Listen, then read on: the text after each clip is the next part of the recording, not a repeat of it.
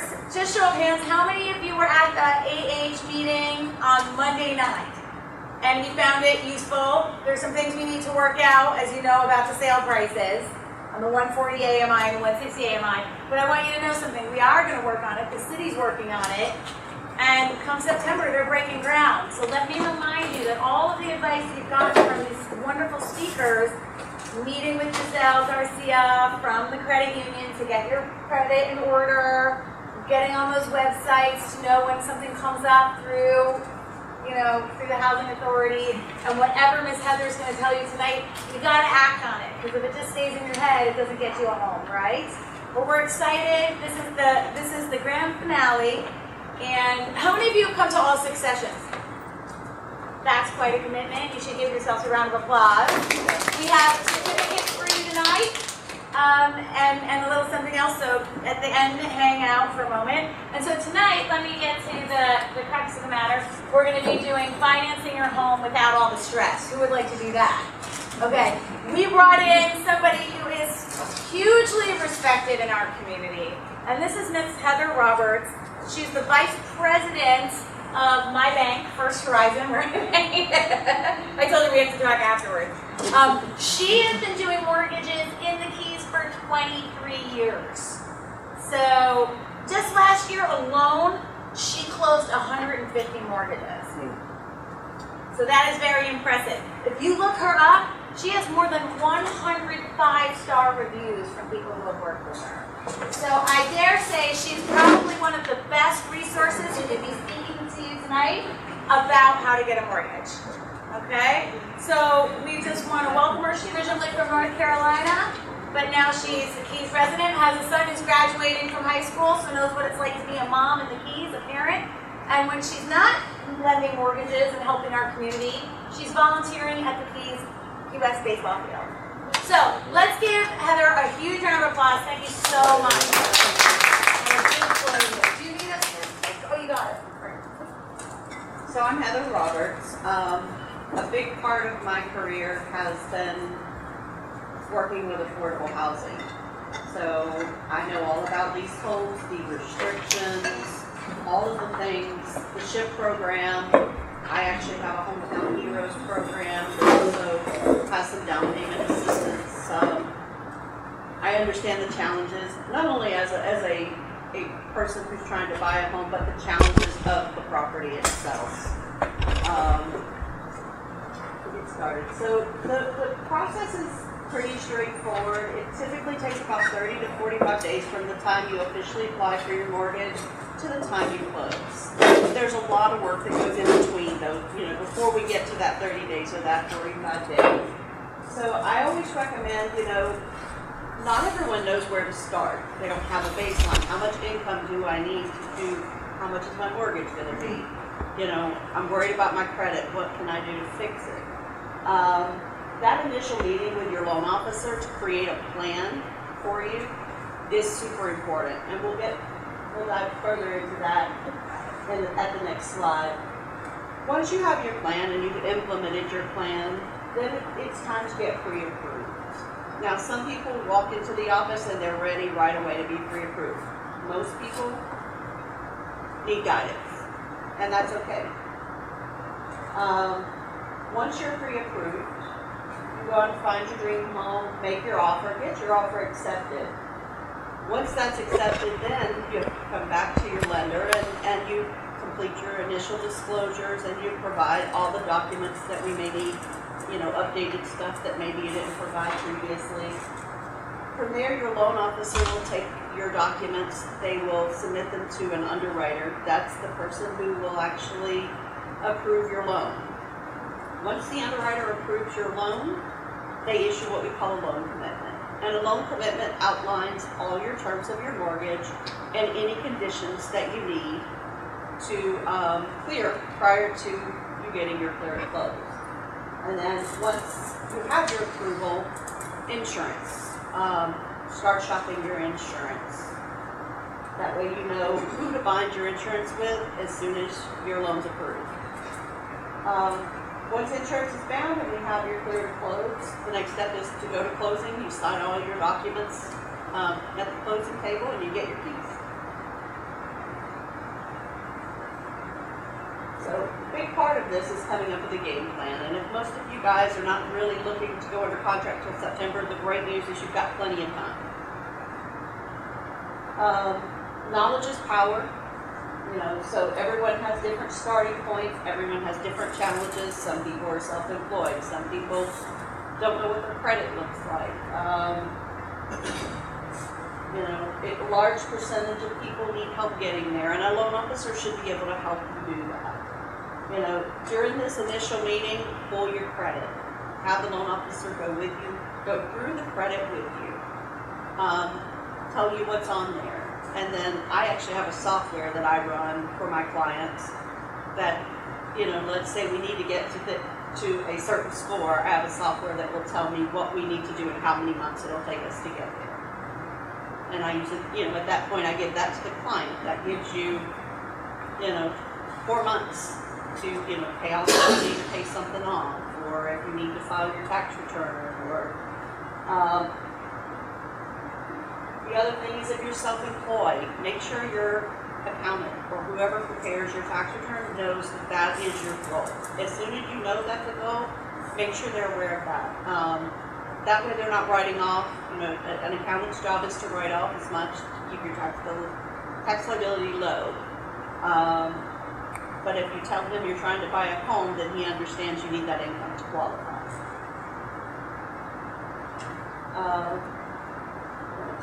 Part of that meeting will be talking about how much you need for down payment, what your closing costs will look like, what your payment will look like. And that's all very important.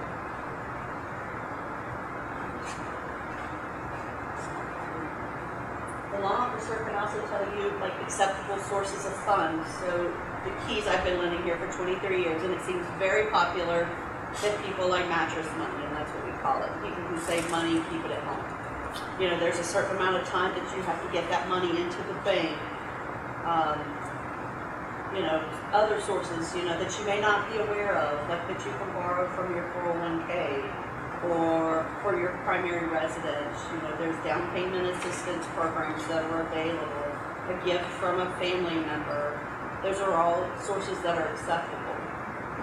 My biggest hurdle in my, most of the years is that people keep money, people earn cash. This is a community of, service workers, and a lot of them have cash at home. So we have to make sure that we get that in the bank quick enough so that it can be used for transactions. Pre-approval. So once we've created our plan, we will be able to tell you, okay, this is what we can pre-approve you for. Talk to your loan officer. I always say the only thing I can't help you with is something I don't know. So, if you think something's a problem or a concern, it's always okay. There's not a dumb question. You can always ask, hey, is this a problem? And then if I know if we know ahead of time, we can fix 99% of the potential issues up front.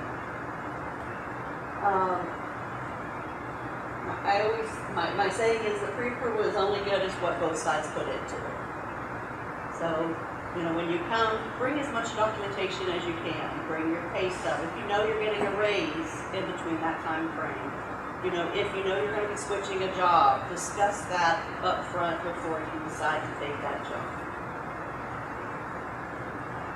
So once you're pre-approved, then at that point, you'll know what your sales price is, as well as an idea of what your closing costs and your payment's going to look like. Now, keep in mind that can vary a little bit because until we have an insurance quote, obviously the payment won't be exact, and also at that point, you won't have your final interest rate until you're ready to lock it in.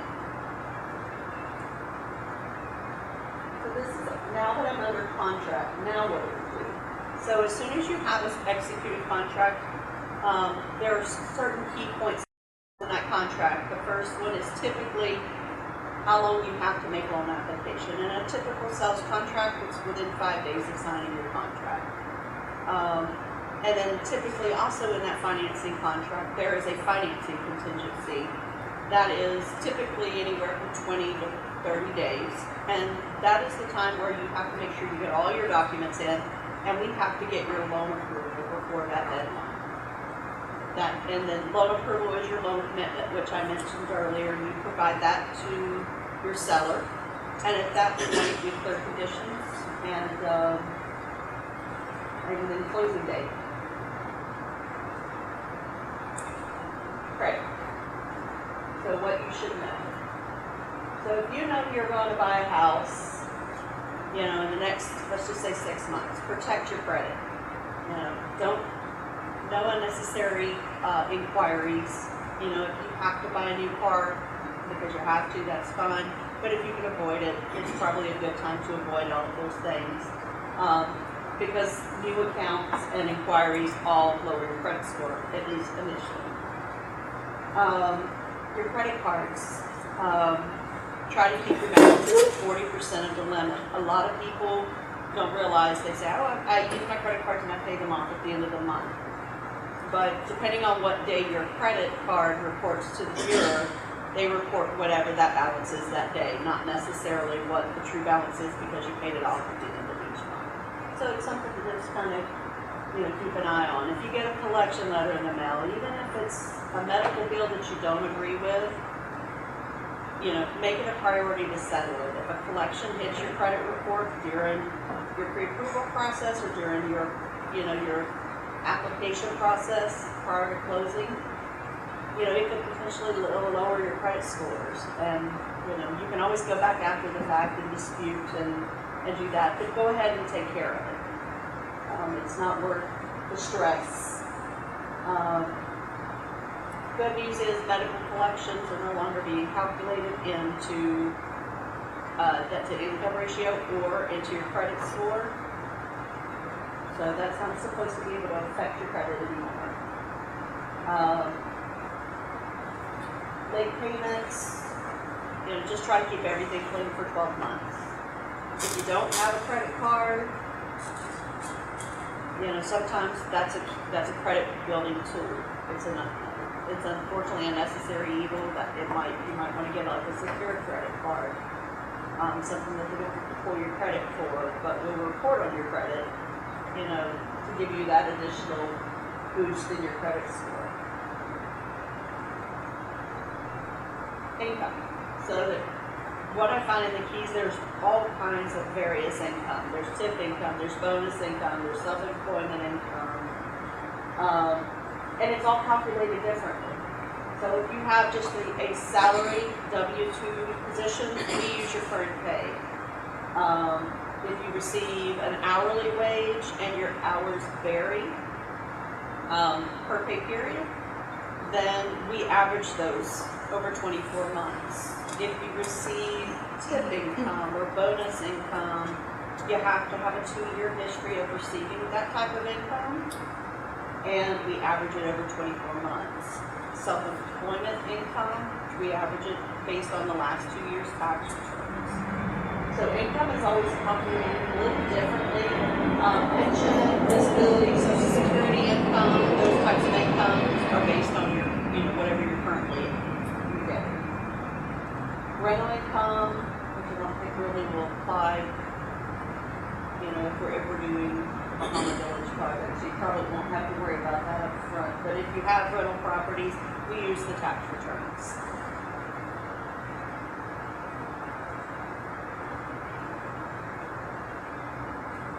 Funds for down payment and closing costs. Acceptable sources, verified funds in your bank account, meaning your pay stubs, something, as long as you can document it.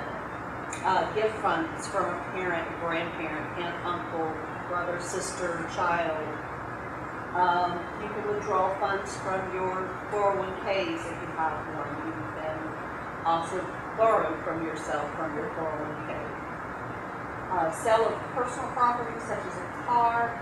If you do sell something, it has to have a bill of sale and a check, no cash. Community second mortgages such as SHIP,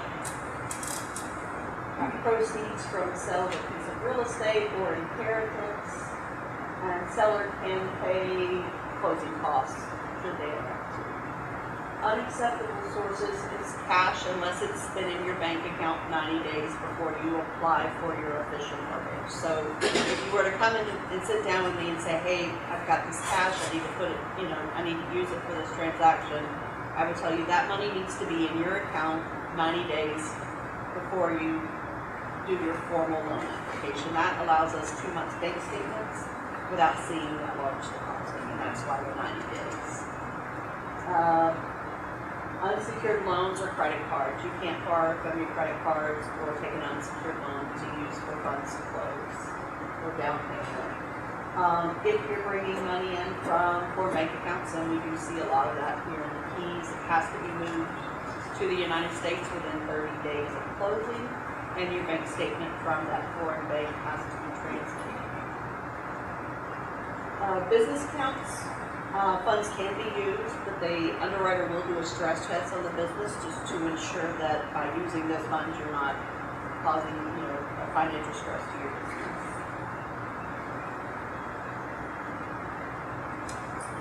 Insurance. So I'm going to assume these are all going to be brand new units, so there's not going to be a flood policy to assume.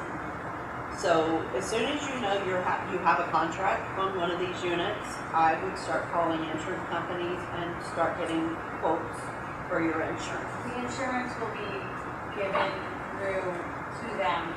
Okay, so they'll have master policy. They're a homeowners association. Okay, so that'll be included. It'll be included, but they said it was going to be more than $500 a month. And also, not everybody here is going to apply for policy. We have a variety. So Okay. some people might be wanting to apply for habitat homes. Some people might be wanting to apply for one of the units that is available for sale. Okay. So we've got a little mix. Okay, so we have a mixture. So if you're going to buy, something that is not a condominium where your insurances are included, then you'll want to shop your insurances just to have an idea of what that's going to look like. It just helps for the, just prohibits last minute, scares or, bumps in the road. Insurance-wise, homeowners is pretty much homeowners.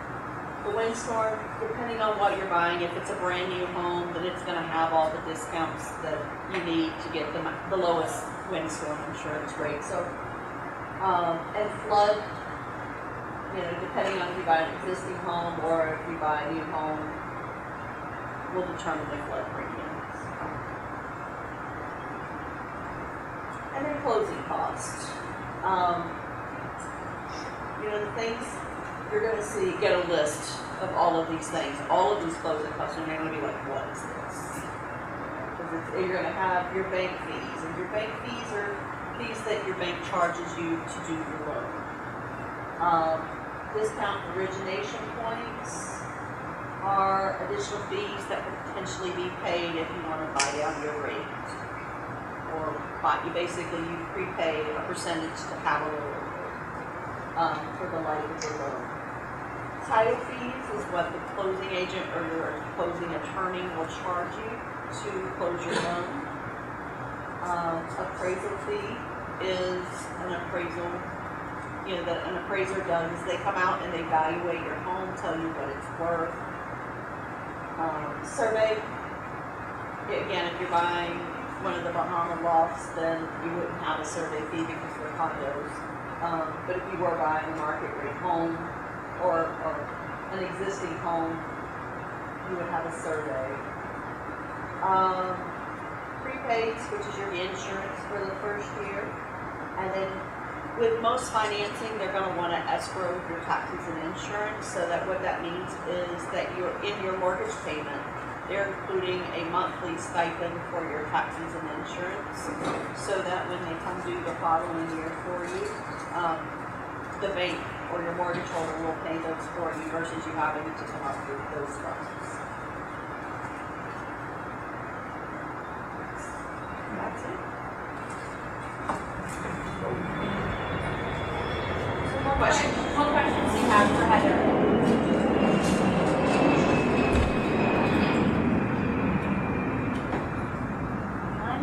I actually have a few. Is that okay? Absolutely. I'm sorry for stupid. In the Lost of the Hum Village, we're gonna break ground in September, and they can start taking applications in January, so that's 8 months from now. Right. What advice would you give to these folks about if they're interested in the lofts and applying for those? When should they come to a loan officer, knowing that it's 8 months out before they can apply? Like, what should they be doing now and in what months? So I would say, depending on the level of, so I would say an initial meeting is probably important to just determine, to make sure there's nothing you need to work on. So, and I would do that the sooner the better, because if something's on your credit report, or if you need to talk to your accountant, or, about filing your 2022s if you haven't filed them yet, or prepare for your 2023s, because you may need those to qualify. I would say the sooner the better. Like now? Yeah. Why not? And can they go to any loan officer at any bank? Can they come to you? They could definitely come to me. All right, so screenshot that.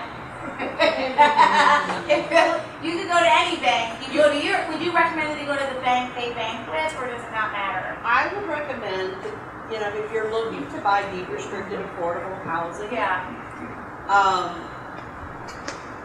I've been doing deed restricted affordable housing for 20 plus years. And they can come to you. I would come to me. And it doesn't cost anything. It doesn't cost you a penny to come sit down with me for a half hour to an hour, of your time, to make sure that, this is going to be a great opportunity that may not come up again for a really long time. Ever. So the last thing you want to do is procrastinate and potentially not be able to take advantage of an opportunity because we didn't plan ahead. The more time we have to plan, the less stressed you will be, when it is time to hit the go button. So they should see a loan officer now, and that person will work with them on their credit. Yes. Which is my second question.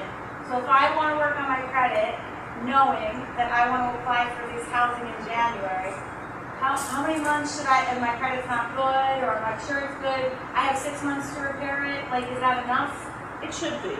So, because a lot of times to repair things, that means you're going to have to settle things or pay things.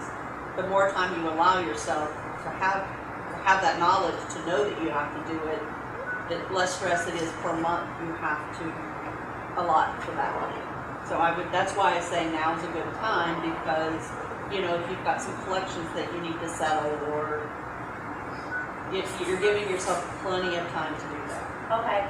And then ship money, our last session was on ship funding, and we know that we're hoping we can access that money. Like, that's a lot of money, but it's confusing. Can you help? Can our loan officer help us get that ship money for our down payment assistance? Yeah, so I work directly with Marie Roulette, hand in hand. So her and I worked together for 20 plus years. We've worked through many different projects together. So yes, I have the tables of who qualifies for which income levels, and so as the loan officer, you could actually help them navigate yes, a down payment assistance. yes. Okay, this is great. And she mentioned the Hometown Heroes as well. Does everybody know what the Hometown Heroes program is?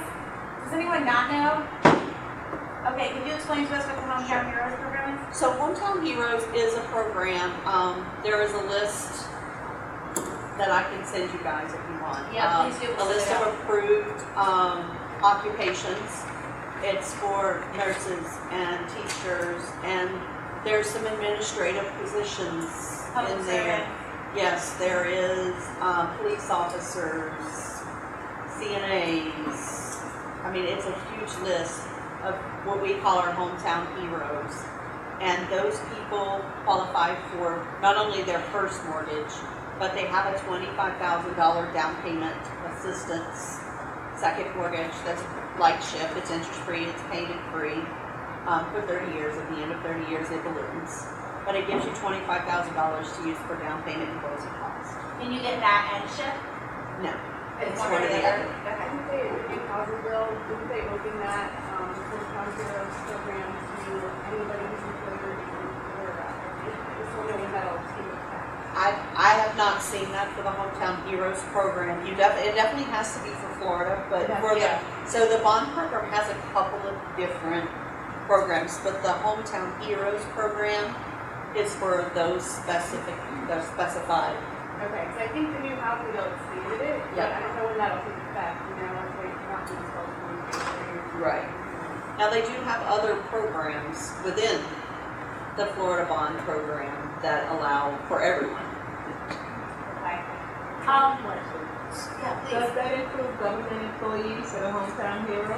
Um, I think it does. there is some government employees in there, and I'm happy to provide the list and send it out, and you guys can.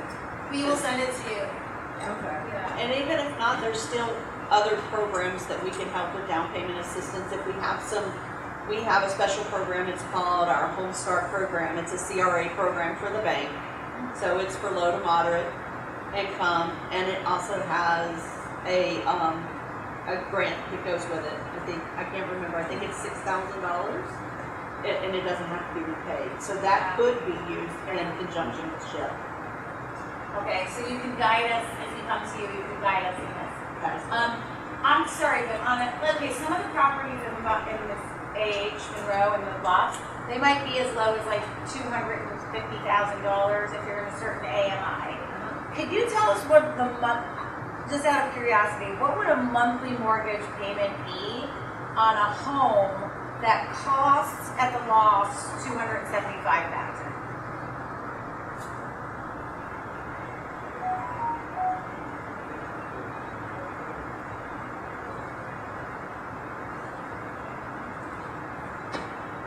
Should we just assume like a 3% down payment?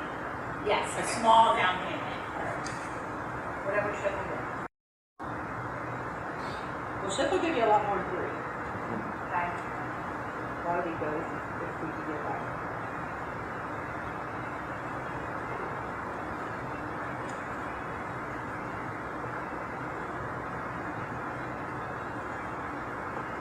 Do you know what the condo dues are going to be there? Did they say? Said over $500. Over $500. I don't know if it's much more than that, but about that a month, I think. So That's insurance, that's insurance. Yeah, that That's does what you're include paying your for. insurance. So if we were going with just a standard 3% down with taxes and the condo dues, you would be looking at about $23,28. But if we put a bigger down payment, obviously you got more money to be. Yeah, if I were to run that same scenario with like a Hometown Heroes. Yeah.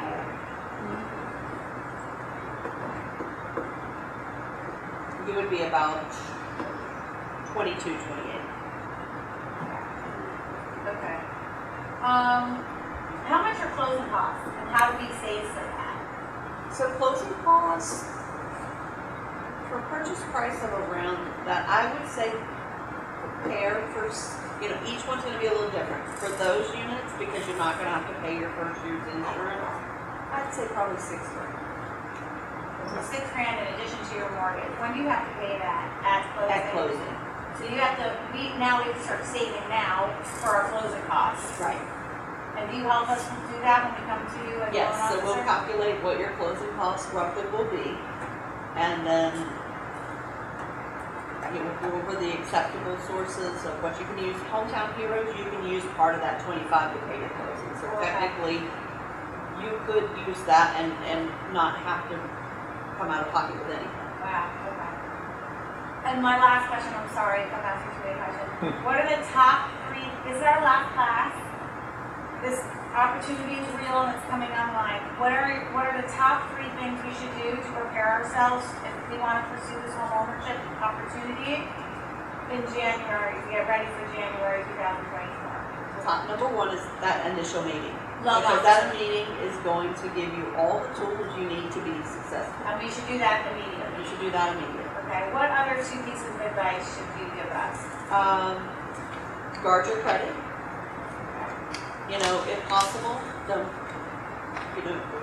change jobs, especially if you have variable income. It just makes it real difficult to navigate what your true income is. That would be the 3 top things. And that one meeting is going to give you your whole game plan of how to move forward. Thank you so And much. long as you follow the game plan, you should be fine.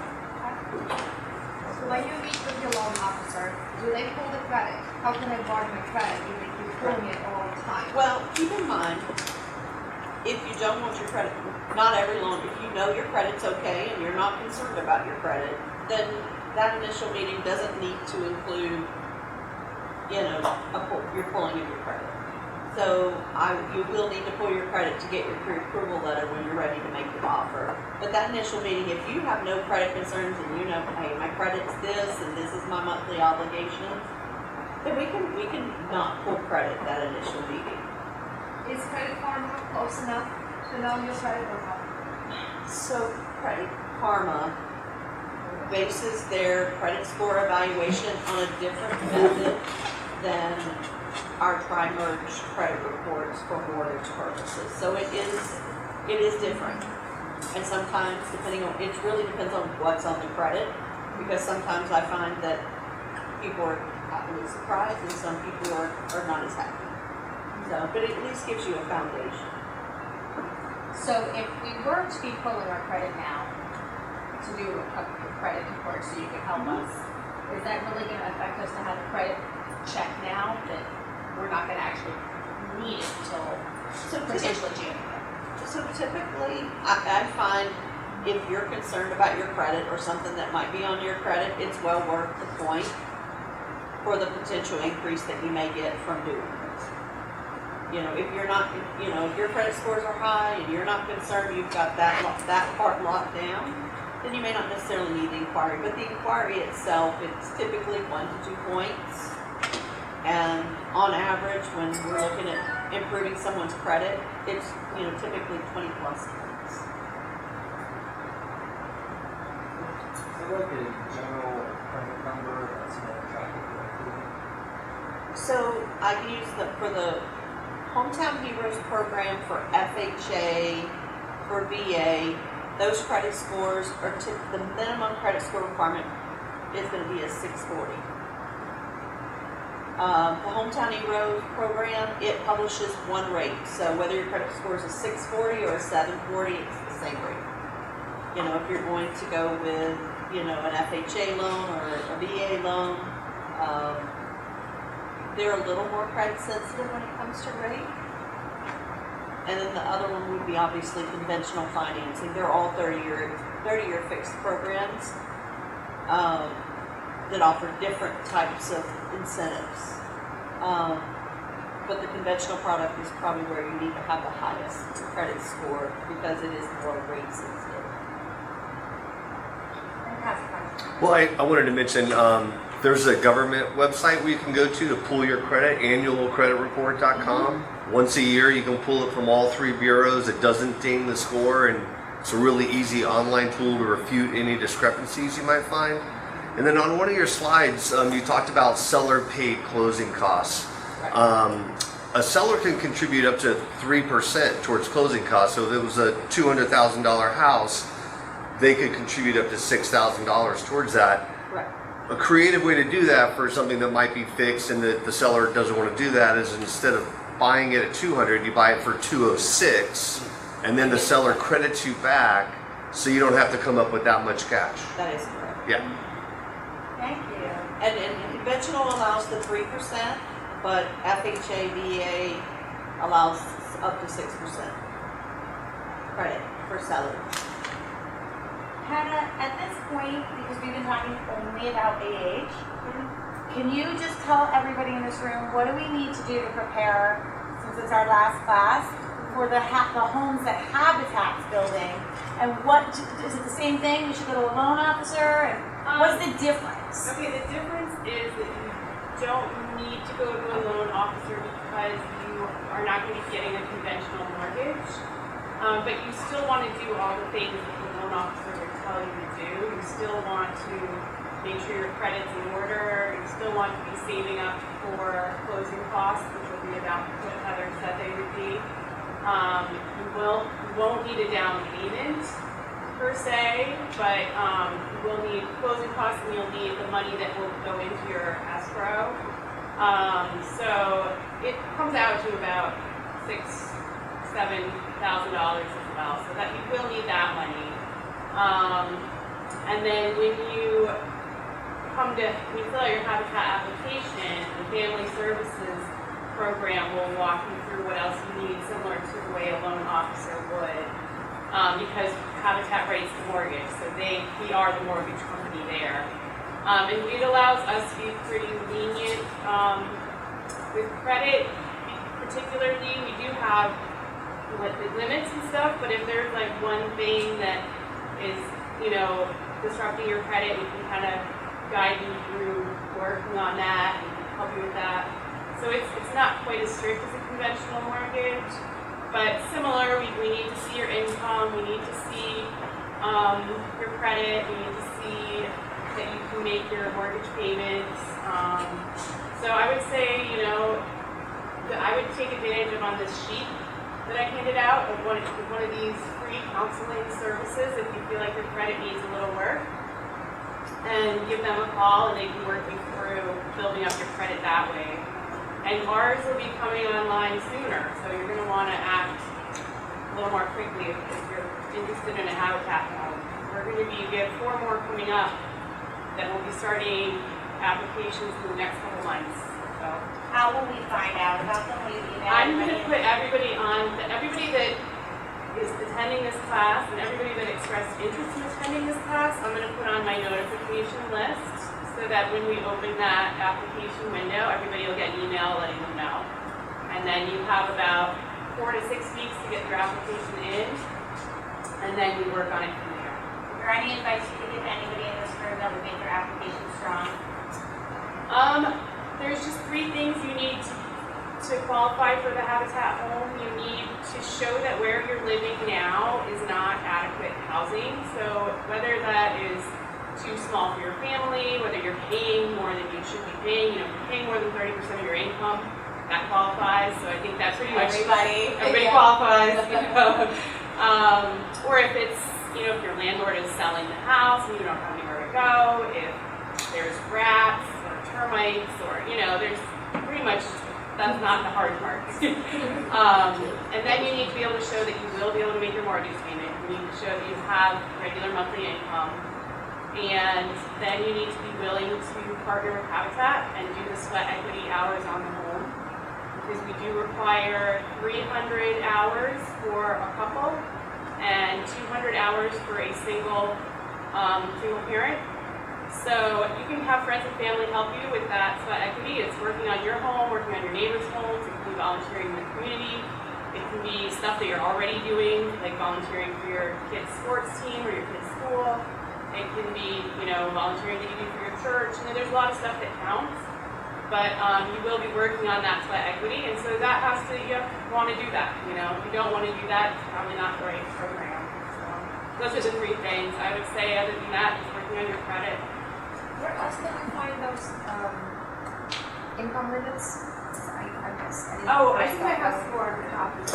They are on Monroe County's website. Just go monroecounty.nl.gov, and you'll see, and you can look up income limits, and it'll pop up.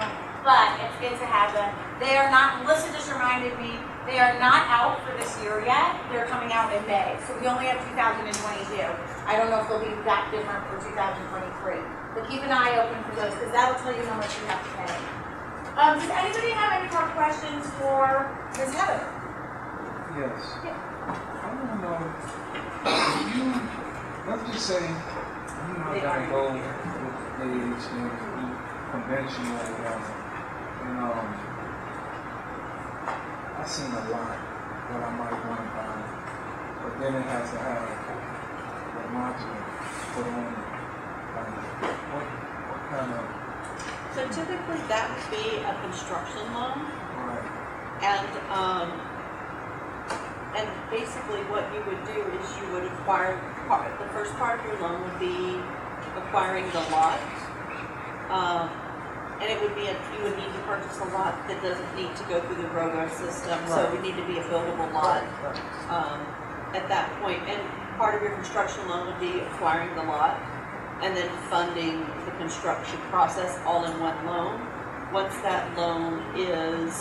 your construction period is over and your CO is issued, then it tends to perm over into your final mortgage.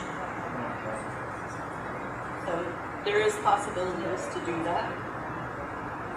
Yeah, because